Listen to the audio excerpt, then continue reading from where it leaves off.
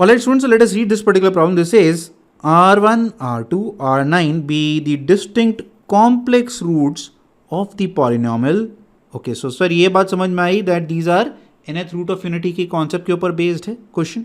Ninth root of unity बन सकता है ये कैसे भाई? अगर आप x की power 9 minus 9 equal to 0, x की पावर 9 इज इक्वल टू 9, और you can say basically you are trying to find the ninth roots of 9. So I can say 9 की power 1 by 9 into 1 raised to power 1 by 9, and by applying that fundamental here, right, applying that fundamental that अब मैं क्या लिख सकता हूँ, basic fundamental क्या, e raised to power iota 2k pi by 9, 9 raised to power 1 by 9. So every root will be of this particular order where we can say, अगर आपको समझ में आ रहा हो, R1, R2, R3, R9 can be all said as alpha, let's say alpha 1 ही लिख दो, चलो, नहीं तो अल्फा नॉट लिखते हैं हम लोग, alpha 9, right, where they are in GP, ये याद आ रहा होगा. So basic properties of nth root of unities you should remember. उसमें क्या क्या प्रॉपर्टी है बच्चों? That summation a alpha i is equal to 0, sum of nth root of unity is 0. दूसरा, product of nth root of unity क्या होता है बताओ जल्दी से. जो आंसर आप निकाल रहे हो, मतलब जिसका आपने nth रूट निकाला है, will get the same answer. So for us here in this question it is 9. अच्छा, एक और अगर हम देखें, alpha i raise to power 9 lambda, क्या होगा आंसर बता सकते हो? क्या होगा? तो वापस से घूम घाम के हमारे पास 9 आंसर आ जाएगा. ये बेसिक प्रॉपर्टीज हैं nth रूट ऑफ यूनिटी की, जो आगे बढ़ने से पहले ही हम लोगों ने रिवाइज कर ली. Now coming back to the question, we were doing question. कहाँ पहुंच गए आप? पढ़ाना थोड़ा ना था, क्वेश्चन सॉल्व करना था. All right. So k is equal to, first of all do not get confuse, this is product not summation. Product of r i plus r j. अच्छा, r i plus r j ऐसा किस chapter में पढ़ा है ये वाला? Complex में हम कम करते हैं इस टाइप के क्वेश्चन. सर ये बाइनोमियल में करा है. दिस इज माइंड मैपिंग बच्चों, और कुछ नहीं है, binomial.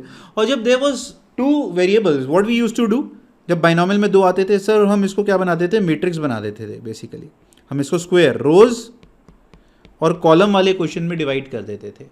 Isn't it? That's the same thing. और हमें निकालना है के square by 9 raise to power 7. 9 raise to power 7 समझ में आता है, because the product of the root is 9. Now let's simplify this, कि ये जो के है सर, ये के है क्या? तो k कुछ बच्चों कैसा बन सकता था? देखो, R1 plus R2, R1 plus R3, ऐसे सारे टर्म्स. फिर अगर R2 लेते हो तो प्लस R3, इस तरीके से, है ना, मतलब मल्टीप्लाई होते जाएंगे सारे.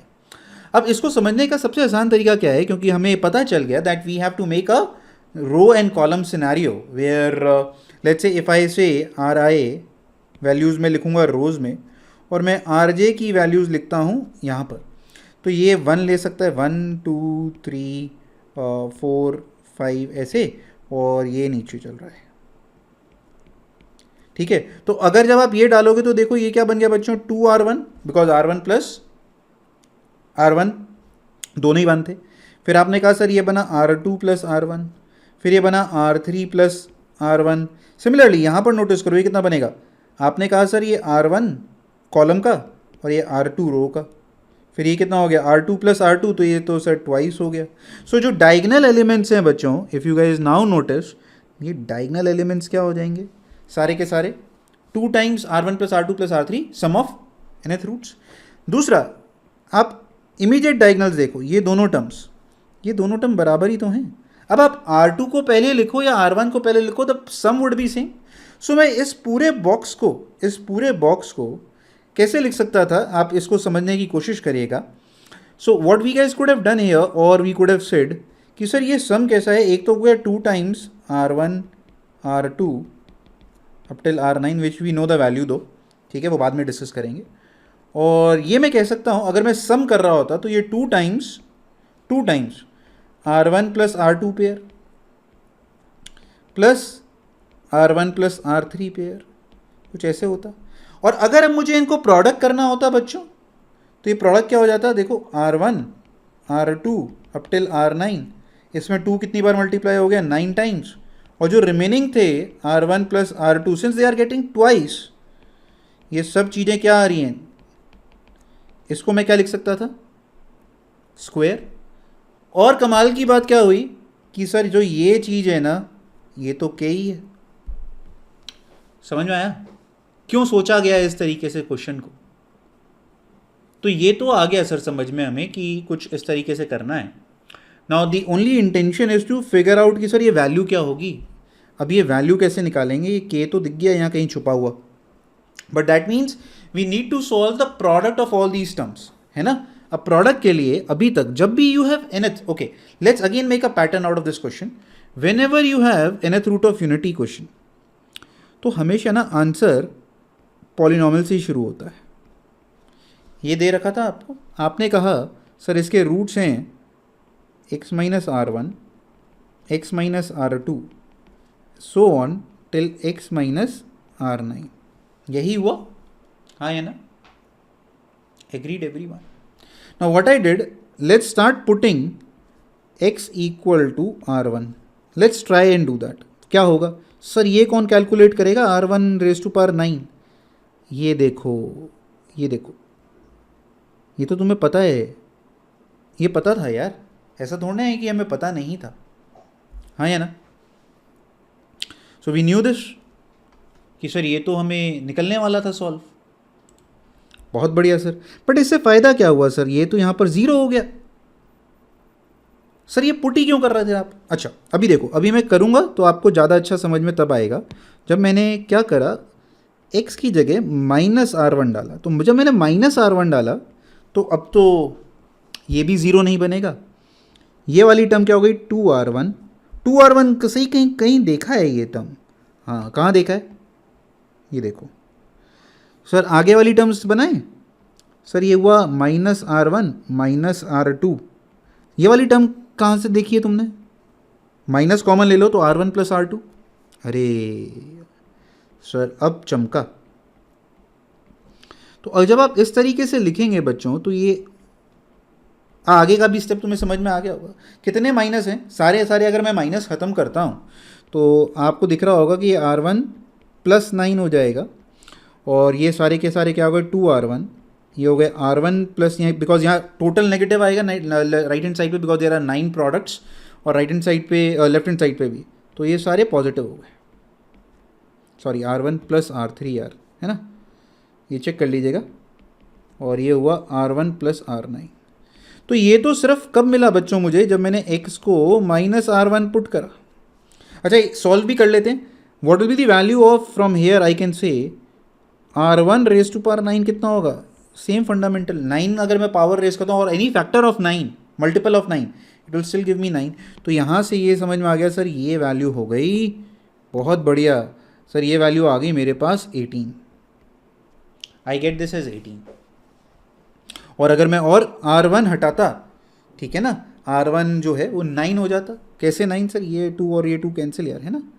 तो ये अगर मैं हटा देता हूँ तुम्हारे लिए, थोड़ा सा स्लो भी हो जाएगा स्पीड क्वेश्चन का, ये 9 हो गया। Now I can say that I could have done this for entire R2 till R9। तो ये 9 टर्म्स आते, और जब ये 9 टर्म्स आते बच्चों तो हमें क्या मिलता? You would have got exactly this matrix. Sorry, जो ये मैट्रिक्स आपने बनाई ना, ये मिल जाती है आपको। क्यों? यहाँ पर R one plus R two, अब देखो ना, हल्का सा ही डाल के देखो, चाहे मैं एक और स्टेप लिख देता हूँ आर। तो जो अब की बार जब आप आर माइनस आर टू डालेंगे तो पहली टर्म बनेगी r two plus r one. मैंने टू हटा दिया, ये बनती two r two. I am just writing that. ये r two plus are three and then r three plus are nine, isn't it? तो जब मैं इन सबको मल्टीप्लाई कर दूंगा, मल्टीप्लाइंग ऑल ऑफ देम, तो ये कितना बन जाएगा? 9 रेज टू पावर 7। आया कुछ समझ में यार? 9 रेज टू पावर 7, ठीक है। और क्या बन जाएगा? 9 रेज टू पावर 7 R1। अच्छा मैं ऐसे ही लिखना, आप देखो प्रोडक्ट है ना, तो प्रोडक्ट के फॉर्म में लिखते हैं, जिससे स्पेस बचेगी। ये आ गया। इसका आंसर पता है अपने को? हाँ सर, अभी तो आपने लिखा ही हुआ है ऊपर, है ना? अच्छा फिर के स्क्वायर लिख दूँ डायरेक्ट? अरे भाई ये रिपीट हो रहा है, ऐसे ही आगे वाली टर्म्स में भी रिपीट होगा। ये आइडेंटिफाइड की है क्या? मुझे जो चाहिए था इंटू के square. Surprisingly did you guys note हमें चाहिए किसकी वैल्यू? अच्छा ये 9 रेज टू पावर 7 नहीं बच्चों, ये 9 रेज टू पावर 9 है यहाँ पर, माई बैड है ना, 9 बार मल्टीप्लाई हो रहा है क्योंकि। बस अब तो आंसर आ गया। तो आपको चाहिए था के square by 9 raise to power 7, तो मैंने 9 स्क्वेयर यहाँ रख लिया। समीशन आर आई कितना बनेगा, ओ समीशन कह रहा हूँ, प्रोडक्ट आ रहा है, लो आंसर खत्म।